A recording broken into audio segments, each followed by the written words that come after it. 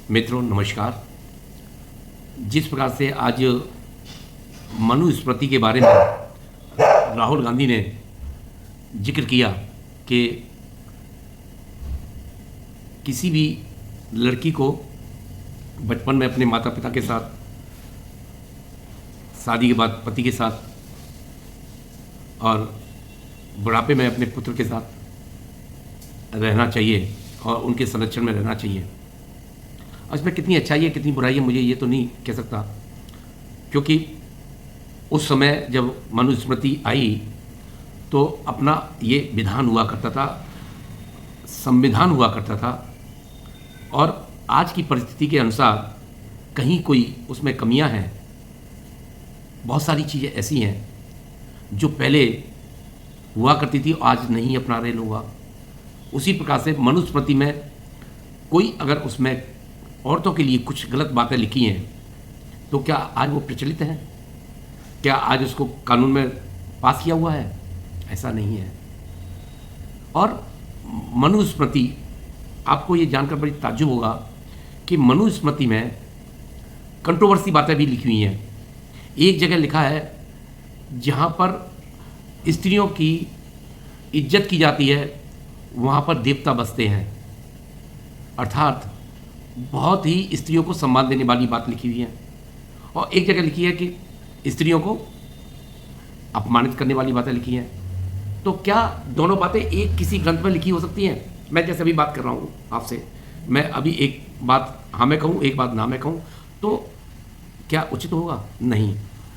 यही बात हमारे मनुस्मृति में है कि जिस प्रकार से ये प्राचीन ग्रंथ है उसमें किसने कब मिलावट की, इसमें इसका प्रमाण वैसे हमारे पास नहीं है, लेकिन निश्चित तौर पर इसमें प्रमाण हो सकता है, क्योंकि कोई भी व्यक्ति दो बातें नहीं कर सकता, एक ही ग्रंथ में दो बातें नहीं लिख सकता। उसी प्रकार से राहुल गांधी ने हमारी मनुस्मृति के बारे में जिस प्रकार से शब्दों का इस्तेमाल और लोगों को हिंदू के ग्रंथों से दूर करने का षड्यंत्र जो रचा जा रहा है उसके आप भी साक्षी हैं। मैं उन सभी हिंदुओं से अपील करता हूं कि आप 800 साल मुगलों के राज में गुलाम बने रहे, 200 वर्ष अंग्रेज़ों के गुलाम बने रहे, उसका मिश्रण राहुल गांधी है। आप क्यों गुलाम होना चाहते हैं जो हिंदुओं के धार्मिक ग्रंथों की आलोचना करे? और उससे हम क्या उम्मीद कर सकते हैं? मेरा चैलेंज है, क्या राहुल गांधी किसी अन्य धर्म के बारे में जहाँ पर स्त्रियों के लिए क्या लिखा है जिक्र कर सकते हैं? क्या किसी के 3 तलाक कह देने से स्त्री का परित्याग हो जाना, इसके बारे में कुछ बोल सकते हैं? क्या स्त्री को अपनाने के लिए उसी स्त्री को जिससे 3 तलाक का हलाला करके फिर दोबारा अपनाना, क्या इसके बारे में कुछ कह सकते हैं? क्या छोटे बच्चों को अपने माता पिता के संरक्षण में रहना चाहिए? ठीक है, हम बच्चों को आज़ादी इतनी अत्यधिक दे दी है, जिसको राहुल गांधी ऐसे समझता है कि ये तो आम भाषा बन गई है। हो सकता है उसके घर में इस तरह से भाषा हो, जिस तरह से जंतर मंतर पर कुछ अभद्र भाषा का प्रयोग मोदी जी के प्रति किया गया, आपको लगता है कि वो अच्छी भाषा होगी, लेकिन हमारे मनुस्मृति के अनुसार या किसी भी ग्रंथ के अनुसार बड़ों को गाली देना, वो भी दादा की उम्र के व्यक्ति को गाली देना, उसको भी उचित ठहराना, क्या आपको ऐसा नेता चाहिए जो देश का कल्याण तो बहुत दूर की बात है, आपको हिंदू ग्रंथों से दूर करने वाला? अब तक मायावती कहती थी, हालांकि ना तो राहुल गांधी ने मनुस्मृति पूरी पढ़ी है और ना मायावती ने मनुस्मृति पढ़ी है। इनको इनके सलाहकार बोलने के लिए, उकसाने के लिए, जनता में भ्रम पैदा करने के लिए जो बोलें उसको कहना होता है। अगर पूरी पढ़ लेते, इंग्लिश में तो मनुस्मृति लिखी नहीं है, संस्कृत में लिखी है, और संस्कृत बाबूजी को आती नहीं है। तो कहाँ से पढ़ पाएगा? 2 शब्द पढ़ लिए तो पूरी मनुस्मृति को बदनाम कर दिया। क्या क्या बातें लिखी हैं। मैं किसी धर्म के बारे में नहीं कहूँगा कि किस धर्म में क्या क्या बातें लिखी हैं, लेकिन मैं अपने हिंदू धर्म की ग्रंथों के बारे में कहूँगा कि इन ग्रंथों में वास्तव में बहुत मिलावटें हुई हैं और कोई भी कसर नहीं छोड़ी। जिन शासकों ने हमारे यहाँ 1000 वर्ष तक शासन किया, तो क्या हमको प्रताड़ित करके दूसरे धर्म में सम्मिलित करके हमारे ऋषि मुनियों के नाम से ज़बरदस्ती हमारे ग्रंथों में फिर बदल करके ऐसी ऐसी बातें लिखवा दी। आपको जानकर आश्चर्य होगा कि आज पूरे वृंदावन में आप चले जाइए, वहाँ पर आपको जय श्री कृष्ण कहने वाला कोई नहीं मिलेगा, सिवाय मेरे ख्याल से हरे रामा हरे कृष्णा वाले जरूर कहते होंगे, लेकिन सब राधे राधे बोलते हैं। आपको ये जानकर ताज्जुब होगा कि राधा नाम की कोई भी कृष्ण भगवान के ज़माने में स्त्री नहीं थी। और ये प्रमाण कहाँ से हमको मिलता है? ये महाभारत और गीता 2 ही प्रमाणिक उस ज़माने के हमारे पास काव्य ग्रंथ हैं। इसके अलावा बाद में लिखे गए, बनाए गए कुछ हमारे पुजारियों में, और ये धर्माचार्य जो है वो भी विद्वान इतने नहीं हैं, खोज नहीं करते हैं जो पुराणों में, पुराण मतलब पुराने ग्रंथ, ये मत समझिए कि पुराण कोई ऑथेंटिक ग्रंथ है, नहीं। पुराण का मतलब पुराने ग्रंथ जिन्होंने जो समय पे लिखवा दिए, लिख दिए, वो पुराण। तो मैं बोल रहा था कि राधा नाम की कोई भी सख्त महिला नहीं थी। हाँ, एक थी जो कृष्ण भगवान की मामी लगती थी। उन्होंने बचपन में कृष्ण भगवान को पाला था। महाभारत में कहीं भी राधा नाम का कोई भी जिक्र नहीं है। महाभारत के अलावा गीता में भी कहीं भी राधा नाम का कोई भी जिक्र नहीं है। यहाँ तक कि आजकल लोग भागवत कराते हैं, और भागवत करने वाले जो पंडित होते हैं, जो बाँचने वाले होते हैं, वो भी, उनको भी मेरा चैलेंज है कि उस भागवत में भी राधा नाम की कोई चीज़ नहीं है। अब देखिए, अपने को हमारे हिंदुओं में ही कमी है, ऐसा नहीं है कि नहीं कमी हो। जब आम जनता के बीच आप किसी चीज़ का प्रचार प्रसार करते हैं तो स्वाभाविक है आपकी बात मानने वाले भी होंगे और ना मानने वाले भी होंगे। यहाँ तक कि राधा को भगवान श्री कृष्ण की पत्नी तक बता दिया। अब आप बताइए, क्या इतनी गहरी साजिश हमारे महापुरुष श्री कृष्ण, सदैव श्री कृष्ण, 18 कलाओं के श्री कृष्ण भगवान को इतना पतित कर दिया, जबकि उनकी पत्नी का नाम था रुक्मणी केवल। और रुक्मणी ने एक बार कृष्ण भगवान से आग्रह किया कि हमको अब एक संतान उत्पन्न करनी चाहिए। तब कृष्ण भगवान ने कहा, इसके लिए हमको 12 वर्ष तक जंगल में रह के वनवास करना होगा।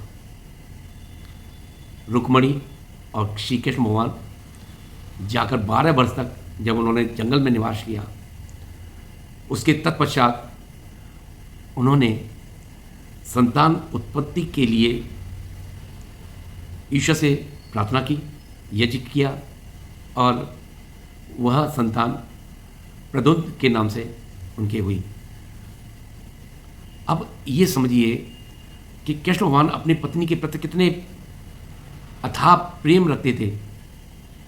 क्या ऐसा व्यक्ति रास कर सकता है? क्या ऐसा व्यक्ति तालाब या नदी के किनारे से स्त्रियों के कपड़े चुरा सकता है? क्या ऐसा व्यक्ति माखन चोर, जिसके यहाँ लाखों गायें थीं, उसको लीलाओं का नाम ले दिया गया?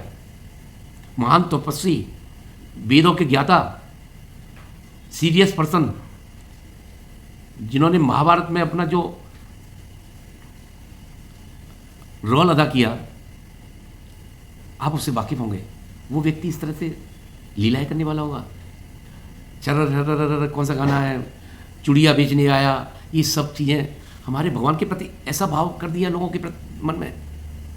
शर्म आनी चाहिए उन, ये अपने को साधु संत कहते हैं या प्रवचन करने वाले कहते हैं कि सच्चाई एक ही हो सकती है, या तो वो इतने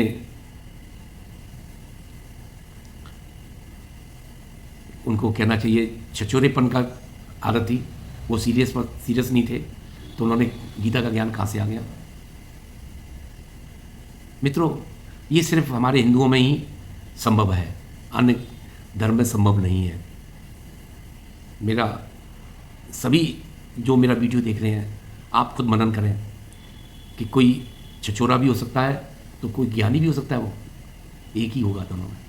किसी में अवगुण है तो वो उसके अंदर इतने महान गुण नहीं हो सकते जिसने गीता का प्रवचन किया युद्ध के बीच में। तो मित्रों, इस राहुल गांधी या कहना चाहिए अखिलेश यादव जैसे, इनको क्या ज्ञान है? सिर्फ ज्ञान ये है कि वोट कैसे लिए जाए, हमको जातियों में कैसे विभक्त किया जाए। ये मनुस्मृति की बात करते हैं। मनुस्मृति में जाति व्यवस्था क्या है?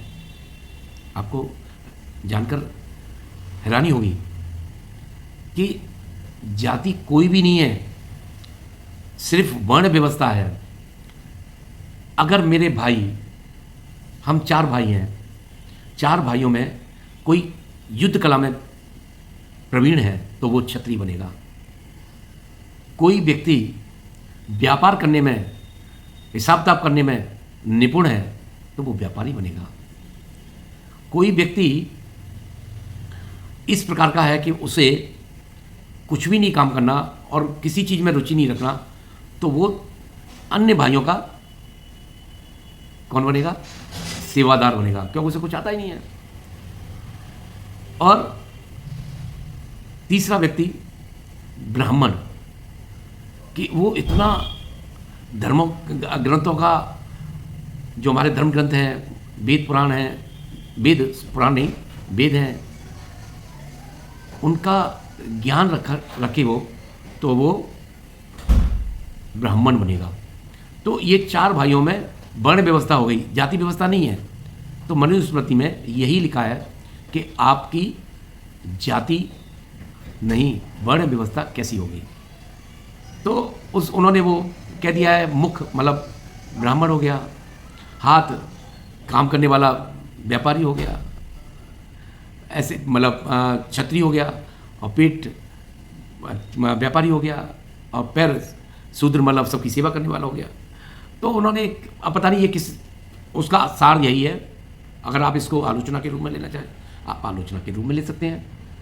कुल मिला के यही है कि जिस तरह से हमारे हिंदू धर्म के ग्रंथों के पीछे ये राहुल, अखिलेश यादव, लेफ्ट पार्टियां या अन्य विरोधी पार्टियां पड़ी हुई हैं, कुछ हासिल नहीं होने वाला है अगर हिंदू जागृत है। तो हिंदुओं को पीडीए नाम से बांटा जा रहा है। हम हिंदुओं को बांटने की बहुत बड़ी साजिश है। पीछे कभी पंडित हो जाता है, कभी पिछड़ा हो जाता है, पता नहीं है क्या डेफिनेशन है, क्या सभी को वोट, सबको वोट चाहिए, ए से अल्पसंख्यक भी हो जाता है। अल्पसंख्यक कौन है? इसका एक परिभाषा का अगर कोई विचार करे तो बहुत अल्प संख्या में लोग हों, लेकिन इस समय 25 करोड़ है अल्पसंख्यक। क्या बात के भैया, 25 करोड़ तो एक कई देश बन जाएंगे, ऐसे हैं हम इस विश्व में, अल्पसंख्यक क्यों हो? कुल मिला के जिस तरह से अल्प ज्ञान वाली बातें राहुल गांधी लड़कियों के बीच में जाके दुष्प्रचार कर रहा है, अच्छी बात नहीं है। मेरा सभी हिंदू भाइयों से निवेदन है कि इस विषय पर सोचें, गंभीरता से सोचें, क्या मनुस्मृति में कुछ गलत है, या पढ़ें। और पढ़ने पे आपको मालूम पड़ जाएगा कहाँ कहाँ विरोधाभास वाली बातें लिखी हुई हैं। आप समझ जाएंगे ये मिलावट हुई है। पहले तलवार की नोक पर, पहले बंदूक तो नहीं होती थी मुगलों के राज में, तलवारों के नोक पर हमारे ग्रंथों में बहुत मिलावटें की गई हैं और जिसका दुष्परिणाम हम आज भोग रहे हैं। मेरी अगर किसी की बात में अगर दम है तो आर्य समाज के द्वारा समझाई गई मनुस्मृति, क्योंकि उन्होंने स्वामी दयानंद सरस्वती जी ने हर चीज़ का बहुत अध्ययन किया, क्योंकि हमारे वेदों में मिलावट इसलिए नहीं होती थी, वेदों के बराबर तो कोई मिलावट कर ही नहीं सकता था, क्योंकि वो लिखे हुए नहीं थे, वो कंठस्थ थे। कंठस्थ में कैसे आप मिलावट करते थे, तो वो उसमें मिलावट नहीं हो पाई। और क्योंकि हमारे पास जो लिखे हुए वेद थे उसको तो जला दिया गया था, फिकवा दिया गया था। वो तो बाद में जाके जर्मन से जो पहुंच गए थे, वहाँ पर किसी ने सुरक्षित रखे थे और जिन लोगों को याद थे, तो इसलिए उसमें मिलावट नहीं हो पाई। तो जो ग्रंथ यहाँ रह गए थे उनमें मिलावटें बहुत हो गई थी। मित्रों, मैं बहुत लंबा वीडियो हो गया और फिर किसी अन्य दिन इसी विषय पर चर्चा करेंगे। ज़रा सोचिए और समझिए, अपने आप निर्णय लीजिए, क्या राहुल गांधी असली हिंदू है? बाकी मैं नहीं बताऊंगा, चाहे उसके पिताजी के वंश से चला हो या उसके नाना के वंश से चला हो, किससे वंश से चला है पता नहीं। तो मैं इस वीडियो को यहीं ख़त्म कर रहा हूँ और मेरे इस वीडियो को लाइक ज़रूर करें, शेयर करें अगर आपको अच्छा लगे तो, और सब्सक्राइब मेरे चैनल को अवश्य करें। बहुत बहुत आपका धन्यवाद। जय हिंद, जय भारत।